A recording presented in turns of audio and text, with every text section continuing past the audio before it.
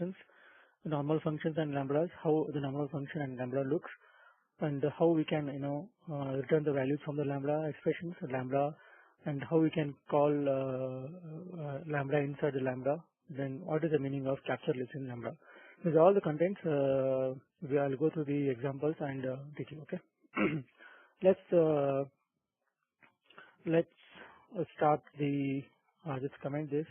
Using this for the presentation. Okay. Before I start, let's define a lambda. Lambda is nothing but the combination of capture list and parameter list and the body. This is a body. This is a capture list.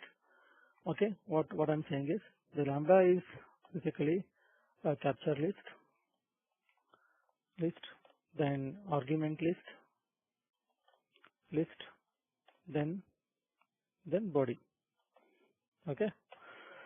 What is meant by lambda? Lambda is basically the word which is taken from the mathematical word. Okay. The mathematics defines lambda expressions.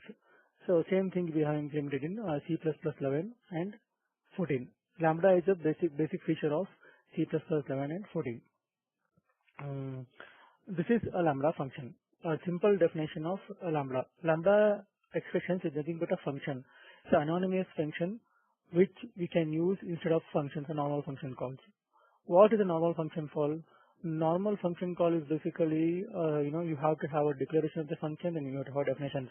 But when you come to the lambda, we don't need declaration definitions.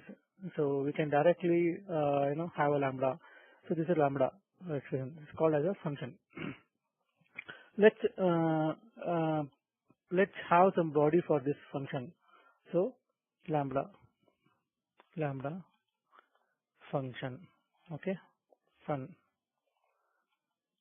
Function. Okay. This is the body of the lambda function. So I'm just printing some lambda function. Okay. Just build this. Okay. When you build the lambda functions, make sure that you are, when you go to the build options here, when you go to the build options, make sure that it should support a C++. This is right. It should support C++11 or 14. Otherwise, the code will not compile because it's a feature of C++14 and 11. Okay. So it's compiled. Let's run this program. So I'm not seeing any input. So you have defined a function, a lambda function, but you're not able to see the output because you're not called it. So let's see how we can call this. Let's call this function. Okay. This is a calling of the lambda function. Okay. So what I'm doing is I'm directly having a, this is a calling of the lambda function. Currently, directly calling the lambda, and there's the same point we're calling it, and we have definitions. Okay. Now just build and run this. Okay. Now you can be able to see the output. Nice. So the professional way, what this returns? It returns void. So professional way of writing a lambda is just write here void. So now the way of where to write it. This is a lambda function which returns a void, which returns nothing, and it has this is a body. This is a body of the lambda. Okay, this is a calling of the lambda. Just now you do run this program, then we will see. Okay. Okay. Now this is a one way of writing a lambda expressions. Okay, but how do you write a normal function? You have to have your own declaration. You have to have your own definitions for the function. And if you ask me what is the difference between the function, normal function, and the lambda, there's a lot of difference. The readability and the performance comes into picture. All these things comes into picture when you design a lambda. So in a lambda, you don't need to have a declaration and somewhere in the definitions. So you can have then and there only the definitions of the function, so that the user can easily read what the function is doing. So that is a simple difference between the normal function and the lambda function. Okay, let's give some name to lambda function. So assume that I have a function called foo, which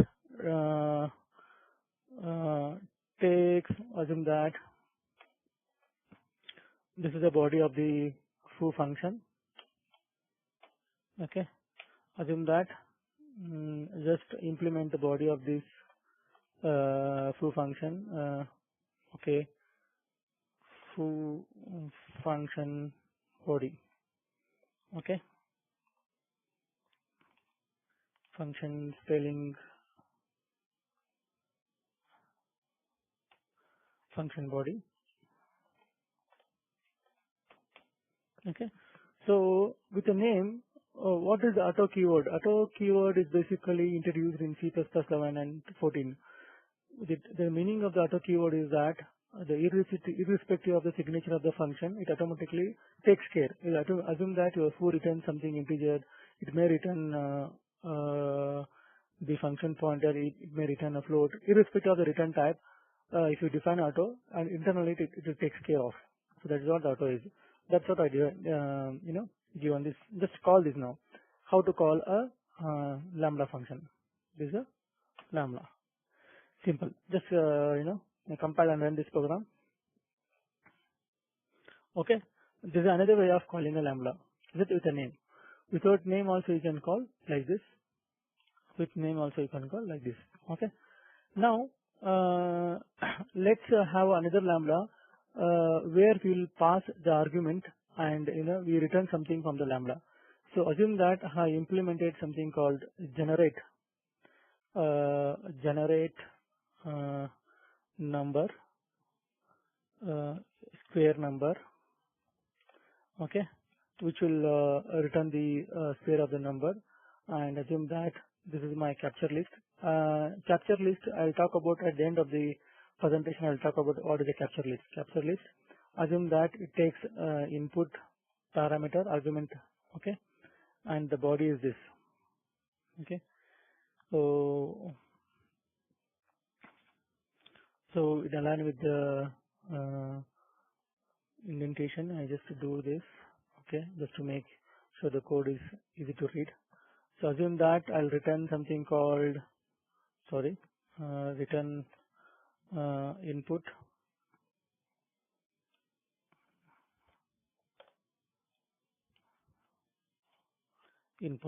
okay, it will return this thing. So this is a definition of the lambda. Now how to call this? Let's assume that ret I'll define this local variable ret value is equal to, okay,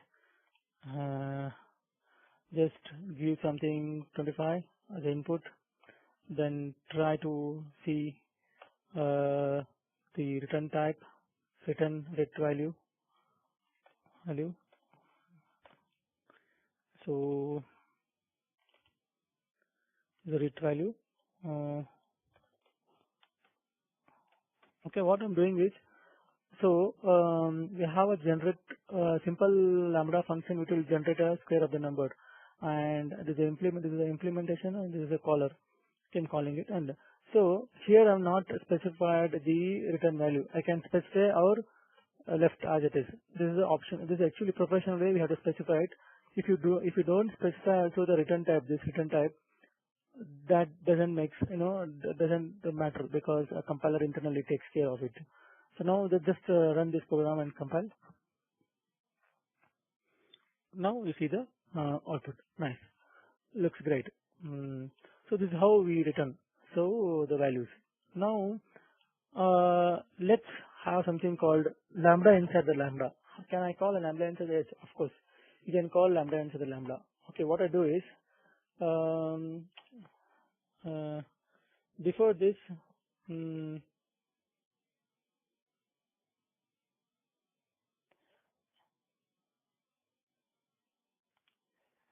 okay, sorry. No, before this, what we can do is, let's, I was talking about how to declare a lambda inside the lambda. This is a lambda. This is the body of the lambda, right? So let's have another lambda called something called without name, something called capture list, my argument list. This is my another lambda. Okay, okay. Assume that I'm defining lambda inside the lambda now. It means function inside the function, basically saying. So inside, I'm inside this. uh, uh, lambda.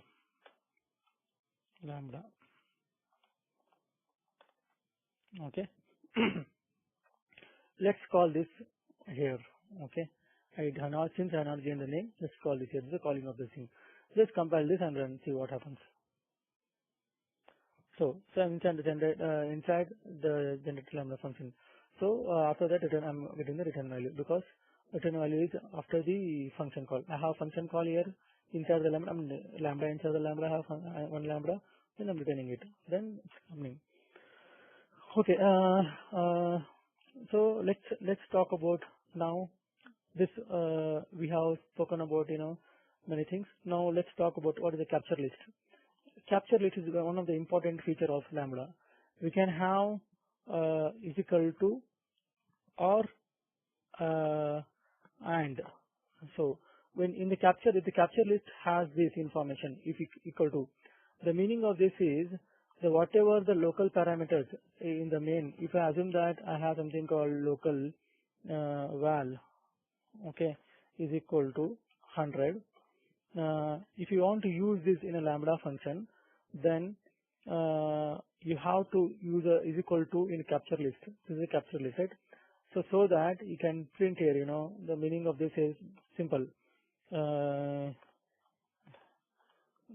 local variable from main is, you can see that actually you can use that. Okay. So if you run and compile this program, just run and compile this program. Sorry, I not still compile this. Build. Okay, run this. So you will see 100. Okay. So it means that the capture list content is equal to, it means that whatever defined in the main context, you can still use it in a lambda. But the meaning of that is only you can use it, but you cannot change it. Assume that I want to change the value. Let's see this, whether it happens or not. Okay. So it says it's read only. So you cannot change the value, but you can use it only. When the capture list has only is equal to operations, only you can use the value. You cannot change it. If you want to change it, then capture list should have what is that? Sorry. Capture list should have the AND operation. The ampersand in the capture list tells that the lambda function which is going to use the variables from the main can be modified. That is what the meaning is. Okay. Just now build this. And just run this. Okay. Do one thing. You pre-increment this, then build and run. Okay. You will see the output. Okay. Yeah. This is all about basic stuff about the lambda functions. I think this is what I wanted to cover today. Let's have a next session which will cover the lambdas and threads. Thank you so much for guys. Thank you guys for joining us. Thank you so much.